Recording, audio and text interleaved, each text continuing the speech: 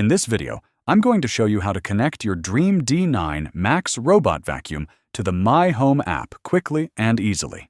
This lets you control cleaning schedules, monitor progress, and customize settings right from your phone.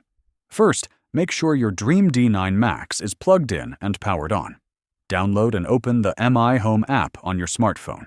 Sign in or create an account if you don't have one already. Next, tap the plus icon in the app to add a new device.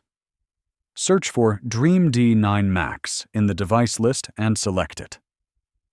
Follow the on-screen instructions to put your vacuum in pairing mode, usually by pressing and holding the power and home buttons together until you hear a beep or see a blinking light. Make sure your phone is connected to a 2.4 GHz Wi-Fi network, as the vacuum doesn't support 5 GHz.